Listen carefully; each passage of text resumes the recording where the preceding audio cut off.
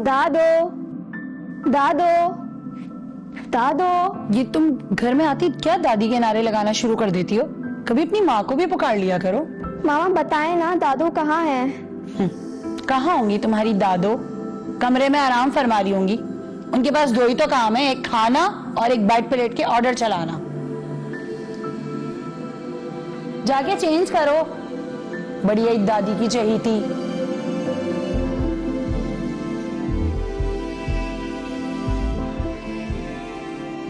दादो, आ गई मेरी बेटी।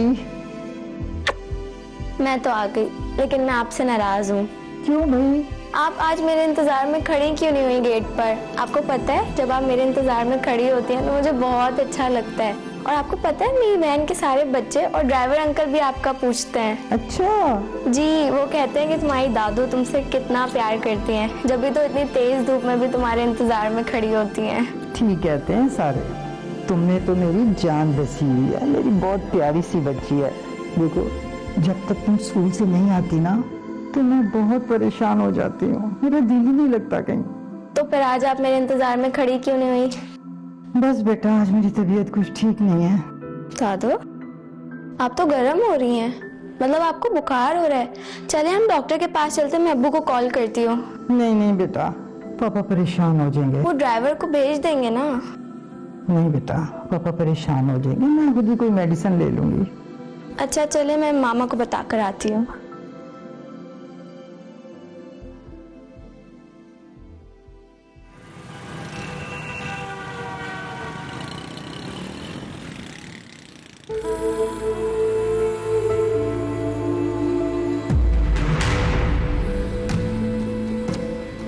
अम्मा, मुझे ना एक बात समझ में नहीं आती।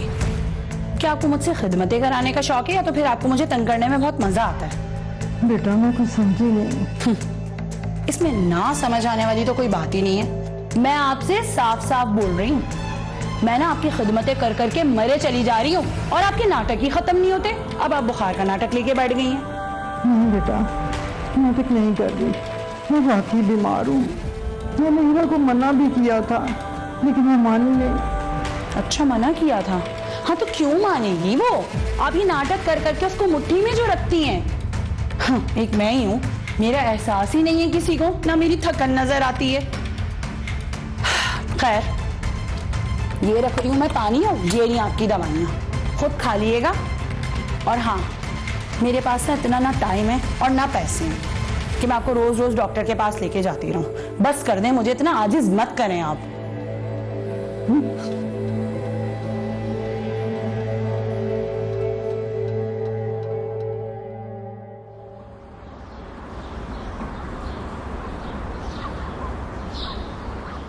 हाँ, क्या?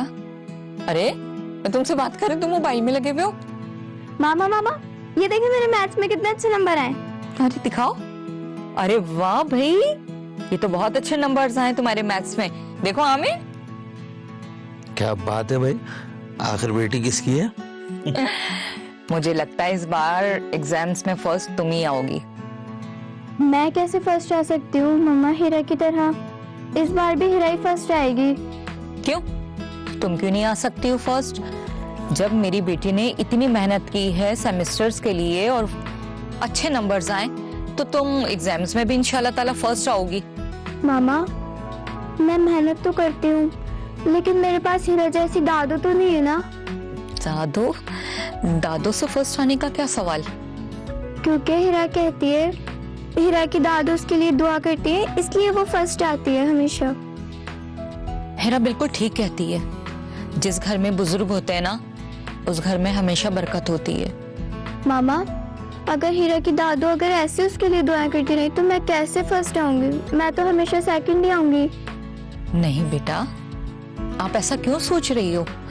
देखो, आप मेहनत कर रही हो ना, हमारी दुआएं और तुम्हारी मेहनत इंशाल्लाह ताला दोनों रंग लाएंगी और एग्जाम में तुम फर्स्ट आओगी, है ना आमिर? बिल्कुल। और बेटा, आप ऐसा क्यों सोचती हो कि आपकी दादू नहीं है? हीरा की दादू भी तो आपकी दादू है, आप उनसे दुआ करवाई कीजिए। पर बाबा, वो क्यों चाहेंगी मैं फर्स्ट आऊं?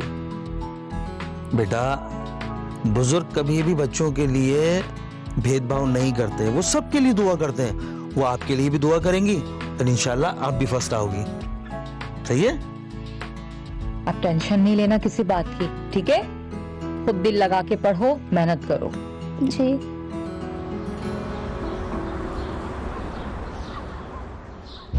अम्मी जान, ये आपने ठीक नहीं किया।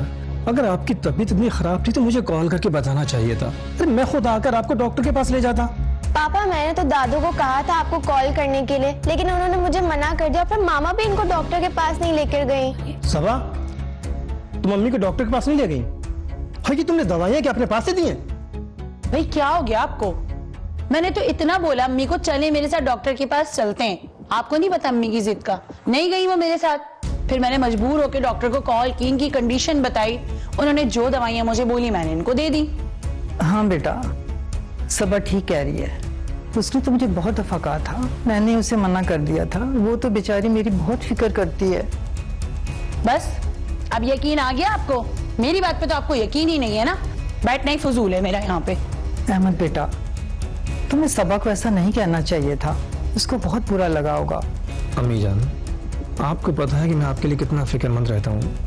मुझे लगा कि सबा आपको जानबूझ के डॉक्टर के पास लेकर नहीं गई। ऐसा नहीं है बेटा, सबा ने तो मुझे बहुत दफा कहा कि डॉक्टर के पास चलने को, लेकिन मैंने उसे मना कर दिया था। तो अम्मी आपने ठीक नहीं किया ना। जब सबा आपको डॉक्टर के पास लेकर जाना चाह रही थी, आपको मना नहीं करना चाहिए था। देखें, इस उम्र में इतनी लापरवाही अच्छी बात नहीं है। ठीक है, आप परेशान ना हो, मैं अपना ख्याल खुद रख लिया करूंगी बेटा। प्रॉमिस? चल ठीक है, खाना खाते हैं। जी। चले बेटा।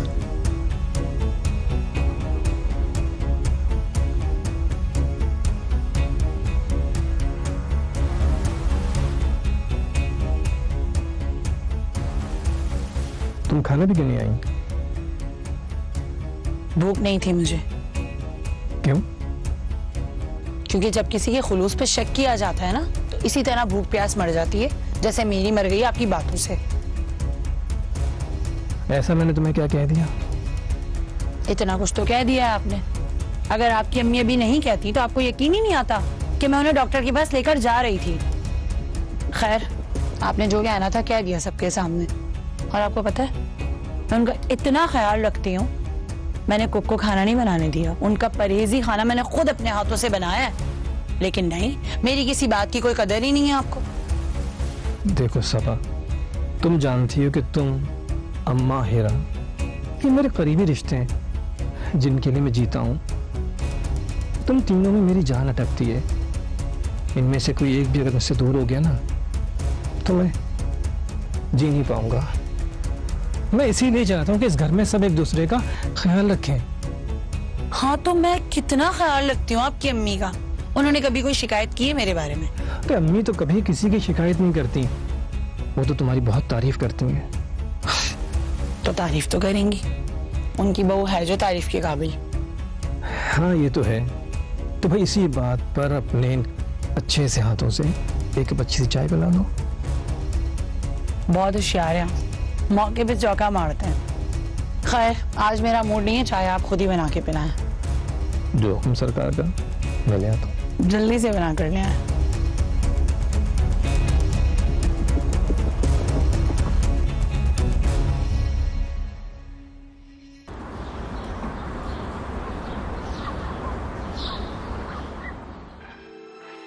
नसरीन, कभी कभी मुझे बड़ा एहसास होता है कि खानदान ना होने की वजह से हमारी मुन्ना अपने आप को बहुत अकेला फील करती है। ये बात मैं भी फील करती हूँ, और वैसे भी ये नेचुरल बात है। हर बच्चे को खानदान में कोई ना कोई रिश्ता चाहिए होता है, और हमारी मुन्ना इस मामले में बिल्कुल तनहा अकेली है। वही तो, अब देखो ना, तुम्हारे बहन भाई भी नहीं है, और हाल ही में तुम्हारे वालिदैन का भी इंतकाल हो गया। और रही मेरी बात, मेरा तो पूरा खानदान ही बाहर सेटल हो गया, बहन भाई सब। हाँ, तभी हमारी मोना जो है हीरा की दादी से कितना प्यार करती है। हाय हाय, इंसान भी बड़ी अजीब चीज है। बुजुर्गों जैसी नेमत जिसके पास है, उसे उसकी कदर ही नहीं है, और जिसके पास नहीं वो तरसता रहता है। आप शायद सबा की बात कर रहे हैं। सही समझी तुम अक्सर बताती हो ना कि सबा का रवैया अपनी सास के साथ कुछ बेहतर नहीं है। हाँ, सबा का सुलूक देखती हूँ ना जब मैं, वो नेक दिल खातून के साथ बहुत बुरा करती है यार उसके साथ, तो मुझे बहुत दुख होता है सच पूछो तो। अल्लाह हिदायत दे उसे। आमीन।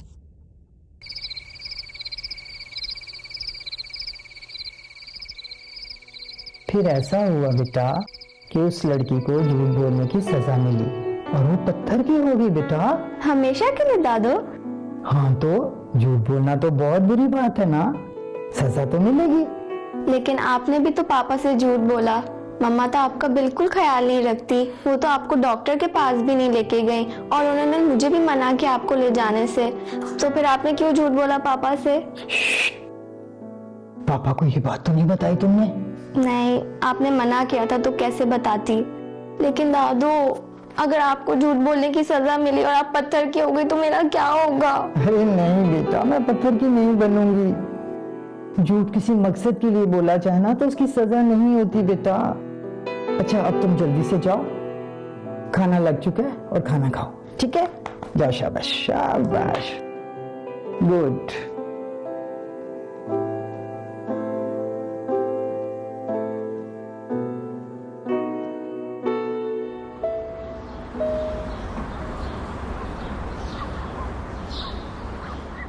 मामा, आज हीरा के जाना है। क्यों? होमवर्क डायरी फिर स्कूल में भूल कर आ गई हो जो होमवर्क के लिए हीरा के घर जाना है? नहीं नहीं मम्मा, हीरा की दादू को देखने जाना है। दादू को क्या हुआ उन्हें? वो बीमार है। हीरा आज मुझे स्कूल में बता रही थी उनके बुखार है। और आपको पता है हीरा की मामा उन्हें डॉक्टर की भी नहीं लेके गई। कितनी बुरी है हीरा की मामा। बुरी बात, बड़ों को ऐसा नहीं कहते हैं। अच्छा नहीं कहूंगी, पर आप मुझे हीरा के लेके जाएंगे ना?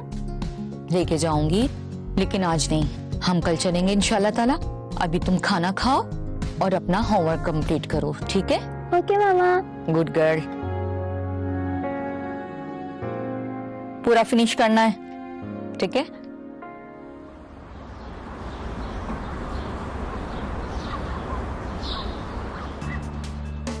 बेटा चेंज करने गई है, अभी आ रही है।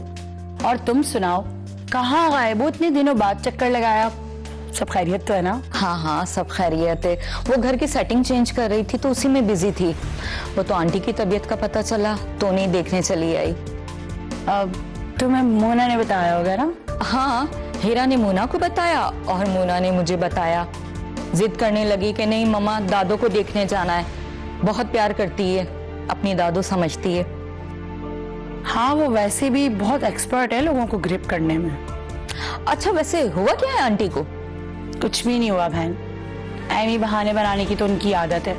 मुझे नौकरानी जो बनाना है, आए दिन खदमतें लेनी है। बेटे के आगे इतना झूठ बोलती हैं। और अहमद को तो देखो जरा, अपनी माँ की खिदमत के लिए मुझे एक टांग पे खड़ा किया हुआ है।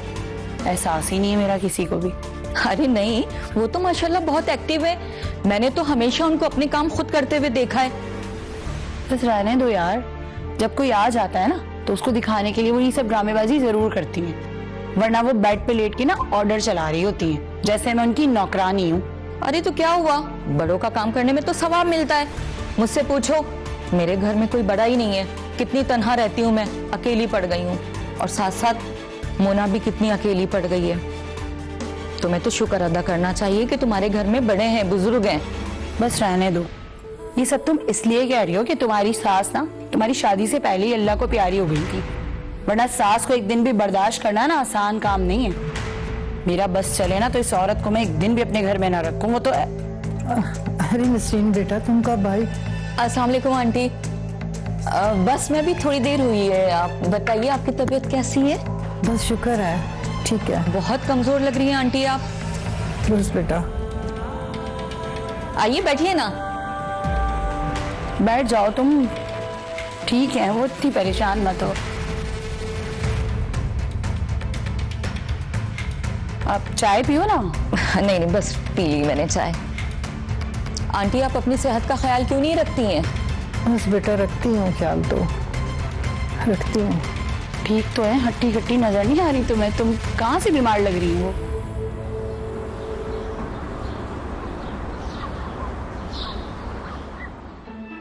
सच में आमिर, मुझे तो आंटी को देखकर बहुत दुख हुआ। अल्लाह ने सबा को जितना पैसा दिया है ना, उतना इसका दिल छोटा है। यार इसको जरा ख्याल नहीं है उनका। मेरा तो दिल चाह रहा था आंटी को अपने साथ ले आऊं।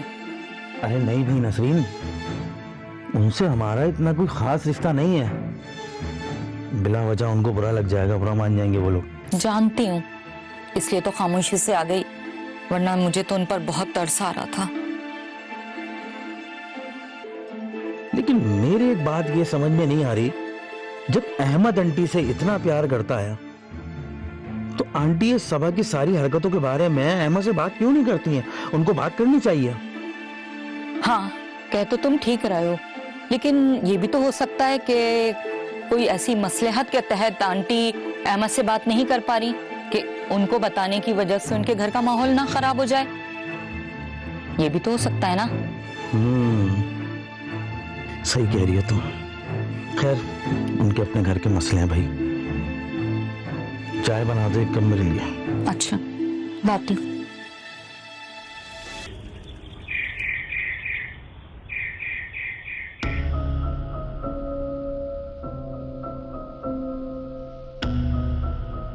क्या बात है अम्मा, आप परेशान लग रही हैं? क्या किसी की कॉल आई थी? हाँ बेटा, वो हालिद की कॉल आई थी।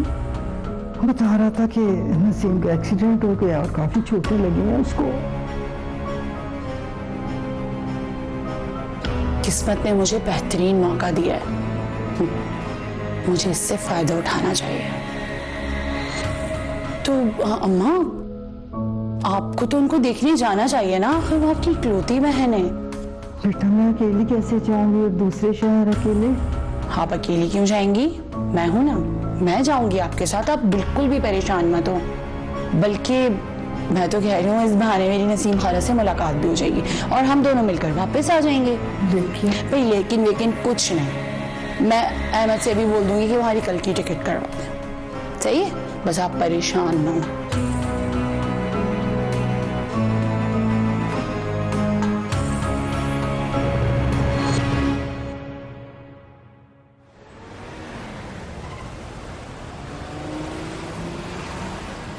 आप अम्मा की कल की टिकट्स करवा दें।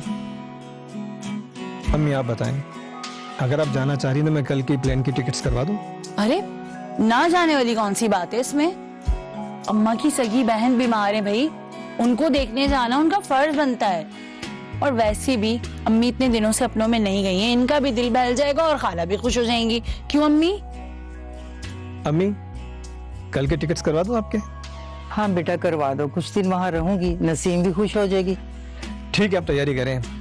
तुम एक काम करो सबा, कल अम्मी को शॉपिंग करवा देना। सिर्फ अम्मी के नहीं, मेरे टिकट्स भी करवाइएगा। मैं अम्मी को अकेले थोड़ी ना भेजूंगी। नहीं बेटा, मैं अकेली ही चली जाऊंगी। जहाज पर तो जाना है, हीरा के पेपर्स भी होने वाले हैं, उसकी पढ़ाई का खर्च होगा। तो अम्मी हीरा हमारे साथ थोड़ी ना जाएगी, हीरा तो इनके साथ रह लेगी। और वैसे भी 2 दिन की बात है, 2 दिन में वापस आ जाऊंगी मैं।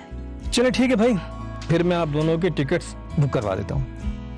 ठीक है, चले अम्मी आप जल्दी से पैकिंग कर लें और मैं भी कर लेती हूँ।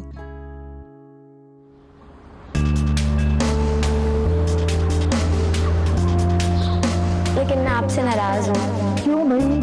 आप आज मेरे इंतजार में खड़ी क्यों नहीं हुई गेट पर? आपको पता है, जब आप मेरे इंतजार में खड़ी होती हैं तो मुझे बहुत अच्छा लगता है। और आपको पता है, मेरी बहन के सारे बच्चे और ड्राइवर अंकल भी आपका पूछते हैं। अच्छा जी, वो कहते हैं कि तुम्हारी दादू तुमसे कितना प्यार करती हैं, जब भी तो इतनी तेज धूप में भी तुम्हारे इंतजार में खड़ी होती हैं। ठीक कहते हैं सारे। तुमने तो मेरी जान बसी हुई है, मेरी बहुत प्यारी सी बच्ची है। देखो, जब तक तुम स्कूल से नहीं आती ना तो मैं बहुत परेशान हो जाती हूँ, मेरा दिल ही नहीं लगता कहीं।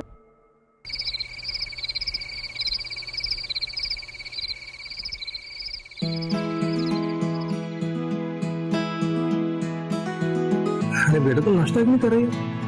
पापा दादू आने वाली है ना, तो मैं उनके साथ ही खाऊंगी। चले ना, एयरपोर्ट चलते हैं, दादू की फ्लाइट आने वाली है। बेटा, उनकी फ्लाइट शाम की है, चलो शाबाश, नाश्ता करो जल्दी जल्दी भाई। चलिए ठीक है। अस्सलाम वालेकुम। वालेकुम सलाम। अरे सबा, तुमने तो कहा था कि तुम्हारी फ्लाइट शाम की है। हाँ, तो आप लोगों को मेरा सरप्राइज अच्छा नहीं लगा? मैंने सोचा मैं आप लोगों को क्यों ना अचानक आके सरप्राइज दे दूं। मामा दादू कहाँ है? अब वो नहीं आई। क्यों? अब उनके बहन भाइयों ने उन्हें रोकना चाहा तो वो रुक गई वहाँ पे। मामा आप दादू को क्यों नहीं लाए? मुझे दादू के पास जाना है। वो बेटा कुछ दिनों की तो बात है, आ जाएंगे। देखो बेटा, चाय ठंडी हो रही है, शाबाश जल्दी नाश्ता खत्म करो। चलो ब्रेकफास्ट फिनिश करो। चलो शाबाश, मूड सही करो, आ जाएंगी दादू। चलो उठाओ, शाबाश मेरा बच्चा, चाय ठंडी हो रही है। बाबा, मुझे लगता है मेरा अम्मी की वजह से बीमार हो गई है।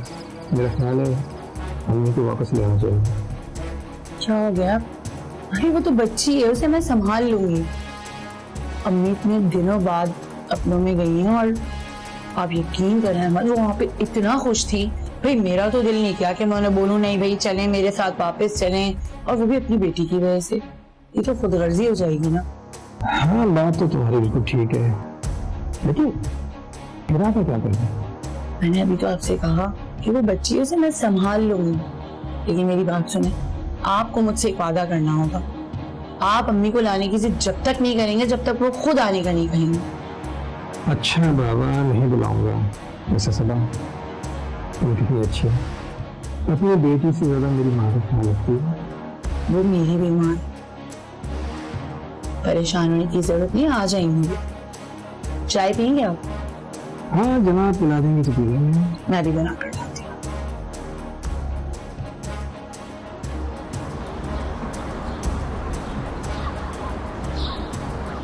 हीरा बेटा, आप थोड़ा सा खाना खा लो, तुमने सुबह से कुछ भी नहीं खाया है। नहीं, पहले आप दादू को बुलाएं फिर ही मैं खाना खाऊंगी। अच्छा ठीक है, मैं दादू को बुला लेती हूँ।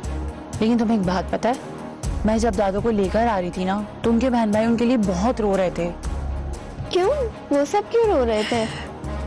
वो इसलिए रो रहे थे कि दादू उनकी बहन है ना, और वो लोग चाहते हैं कि उनकी बहन उनके पास कुछ दिन और रह ले। लेकिन मैं भी तो उन्हें याद कर रही हूँ ना। तो मेरा बच्चा, आ जाएंगी दादू, उनको तुम्हारी बीमारी का पता चलेगा तो वो आ जाएंगी ना, मैं बता दूंगी। अब शाबाश, तुम जल्दी से खाना खाओ, मैं उन्हें बता दूंगी। शाबाश।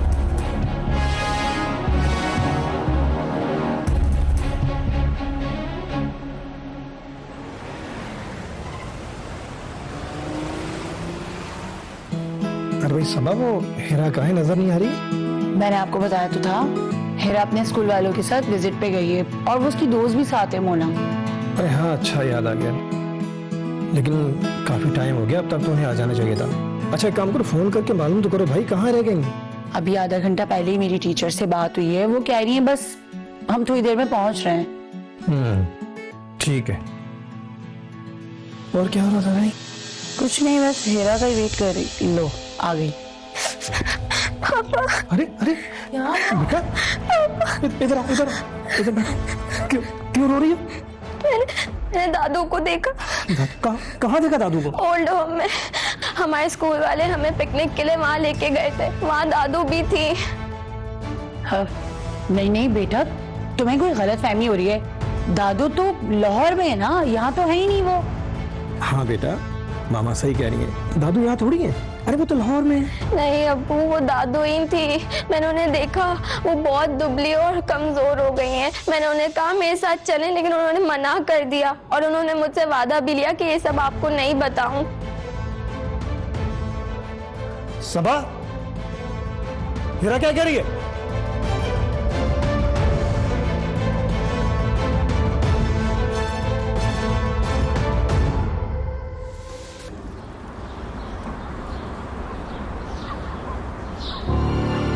सबा, शराफत से मुझे सच सच बताओ कि तुमने मेरी माँ को ओल्ड होम में छोड़ा है?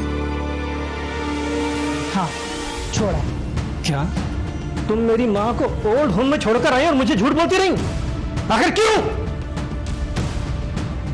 इसलिए कि मैं मजीद उन्हें इस घर में नहीं रखना चाहती थी, और इससे अच्छा मौका और कोई नहीं था। मैं नसीम खाला से मिलवाने के बहाने उनको लेकर गई, वापसी में मैंने उन्हें ओल्ड होम में छोड़ दिया।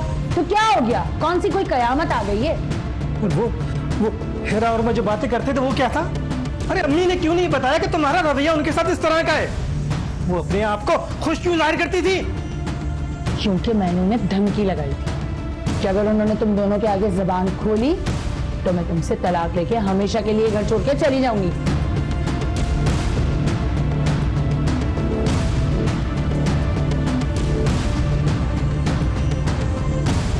मेरी बच्ची,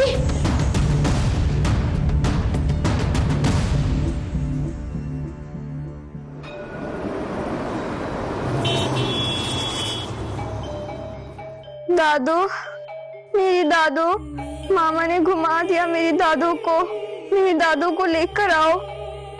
बच्चा मत रो, नहीं हो परेशान। आपके बाबा लेने के लिए दादू को गए हुए हैं, बस वो अभी आते होंगे। तुम आराम करो बेटा, आंखें बंद कर लो। अहमद, आप आज भी अकेले ही आ गए? अम्मा को नहीं लेकर आए अपने साथ? कहाँ से लाऊं अम्मी को? 3 दिन से तलाश कर रहा हूं लेकिन कुछ पता नहीं चल रहा। वो ओल्ड होम वालों ने भी कह दिया है कि उस फैमिली ने उनका पता बताने से साफ मना किया था। अब क्या होगा? मेरी बच्ची कैसे सही होगी उनके बगैर? अहमद, आप जाए ना, उन्हें कहीं से भी ढूंढ कर लेकर आए। तुम्हारी बच्ची? अरे ये तो तुम्हें पहले सोचना चाहिए था ना। सबा, मेरी बात कान खोलकर सुन लो। मैं तुम्हें इस घर में सिर्फ हेरा की वजह से बर्दाश्त कर रहा हूं। बस एक बार मेरी मां को आने दो, फिर देखना मैं तुम्हारा क्या हशर करता हूं।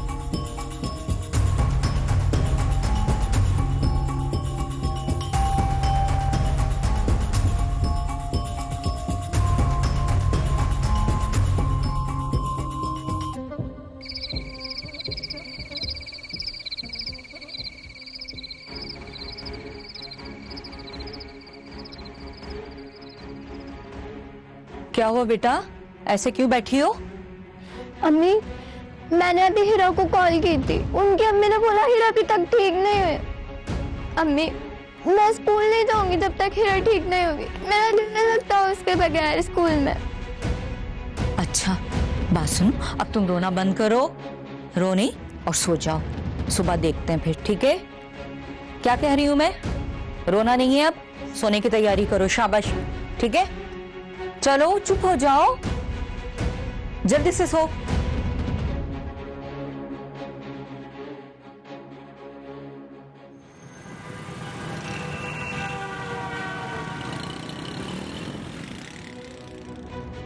मुझे मेरे दादू के पास जाना है। पापा प्लीज मुझे मेरे दादू के पास ले जाएं। ये मैंने क्या कर दिया? खुद ही अपनी बेटी से उसकी सबसे बड़ी खुशी छीन ली। अब मैं कहाँ से लेकर आऊं अम्मा को?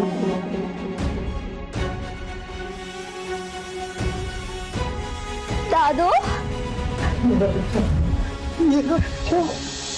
अम्मा, आप कहाँ चली गई थी? आपको पता है हीरा कितनी बीमार पड़ गई थी? अच्छा हुआ आप आ गई। और ये तुम्हें कहाँ से मिली नसरीन? अहमद ने तुम्हें इतना ढूंढा, ये कहीं नहीं मिल रही थी। क्योंकि आंटी मेरे घर में ही थी। तुम्हारे घर पर? जी अहमद भाई, मोना ने जब हमें बताया कि उन्होंने आंटी को ओल्ड एज होम में देखा तो हम फौरन गए और आंटी को अपने घर पे लेकर आ गए, क्योंकि हमें भी अपने घर में एक बुजुर्ग की शदीद जरूरत थी। तो हीरा बेटी की तबीयत के बारे में जब मोना ने बताया कि बहुत ज्यादा खराब है तो हम उन्हें सिर्फ मिलवाने के लिए लेकर आए हैं कि वसीम मिल के चली जाएंगी और अभी हमारे साथ ही रहेंगी। नहीं नहीं, मैं अब आपको कहीं नहीं जाने दूंगी। आप हमारे लिए बहुत कीमती हैं। मुझे इस बात का एहसास हो गया, प्लीज मुझे माफ कर दें। नहीं सबा, तुम्हें मेरी माँ से घर ज्यादा अजीज था ना, तो ठीक है, मैं अपनी माँ को अपनी बेटी को लेके यहाँ से जाता हूँ, तुम रहो इस घर में। नहीं नहीं, चले माँ। मुझे माफ कर दें अम्मा, आप इन्हें समझाए ना, मैं आपको कभी शिकायत का मौका नहीं दूंगी, बस आखिरी दफा मुझे माफ कर दें। बेटा देख, सपा ने अपनी गलती मान ली ना, उसका एहसास हो गया ना बेटा, तुम उसे माफ कर दो। मैंने भी उसे माफ कर दिया। देखो, इसकी वजह से मुझे एक पोती बेटी बहू और बेटा मिल गया, अब हम सब मिलकर रहेंगे। तुम माफ कर दो शाबाश।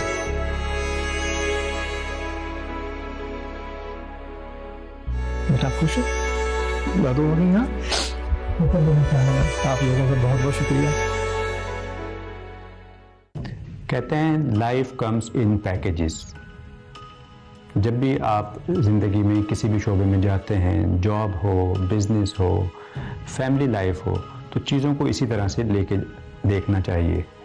जैसे मिसाल के तौर पे अगर शादी हुई तो उसमें हम देखते हैं कि भाई शौहर तो बहुत अच्छा है, घर तो बहुत अच्छा है, शौहर पढ़ा लिखा है, लेकिन इस चीज़ को हमेशा अपने जहन में रखें, लाइफ कम्स इन पैकेजेस, यानी उस पैकेज में कुछ ऐसा भी हो सकता है जो आपको पसंद ना हो।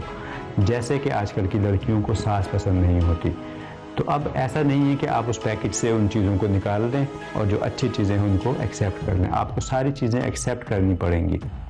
और ख़ास तौर से सास के हवाले से मैं ये कहूँगा कि जिस लड़के से आप मोहब्बत करती हैं, जो लड़का आपके बच्चों का बाप बनता है, वो उसी सास की तरबियत की वजह से बनता है, वो उसी सास की शबाना रोज़ मेहनत की वजह से उस मकाम तक पहुंचता है।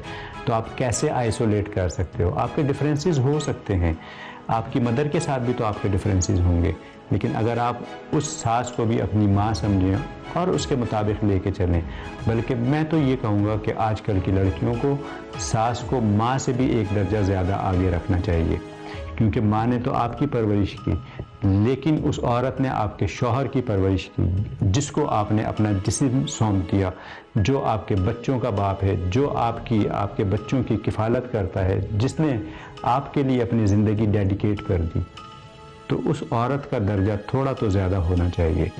जब इस माइंडसेट के साथ आप लेके चलेंगे, जब इस माइंडसेट के साथ आप ज़िंदगी में आगे बढ़ेंगे, तो आप अपनी सास की थोड़ी बहुत जो कमी है, कोताही है, गलती है, या थोड़ा सा अगर वो आपके साथ आपको लगता है कि ज़्यादती करी, उन चीज़ों को भी नज़रअंदाज कर दें। चीज़ों को कंप्रोमाइजिंग मोड में लेके ना चलें, बल्कि एक्सेप्ट करें। कंप्रोमाइज़ करेंगे तो हमेशा एक नेगेटिव वाइब्रेशंस आपको तंग करती रहेंगी, लेकिन एक्सेप्ट कर लेंगे तो पॉजिटिव जोन में आ जाएंगे। सिर्फ ये सोचें कि जो भी है, जैसा भी है, ठीक है, मैं एक्सेप्ट करती हूँ, क्योंकि आप ये देखो कि वो जो सास है उसने कितनी उसकी ज़िंदगी होगी, ठीक है, आपकी तो अभी उसके मुकाबले में आधी ज़िंदगी होगी, उसने तो चले जाना है एक दिन। तो थोड़ा सा खिदमत करें, थोड़ा सा अपनी आखिरत को भी बेहतर करें। ऐसा ना हो कि आज आप जिस रोल में हैं और कल आपका बेटा हो और वो भी यही चीज़ें देखे और फिर उसकी जो बीवी आए फिर वही चीज़ें रिपीट होना शुरू हो जाएं, क्योंकि law of Karma is everywhere. हम जो करेंगे वही हमारे सामने आएगा। तो क्यों ना आज कुछ अच्छे डीड्स करें, आज कुछ हम चीज़ों को, दूसरे की चीज़ों को नज़रअंदाज कर दें, आज हम दूसरे की ज़्यादतियों को बर्दाश्त कर लें। जब आज आप बर्दाश्त करेंगे, कल कोई आपके लिए भी बर्दाश्त करने वाला मौजूद होगा, कल कोई आपकी बातों को, गलत बातों को भी इग्नोर कर देगा, कल कोई आपको भी साथ लेके चलेगा।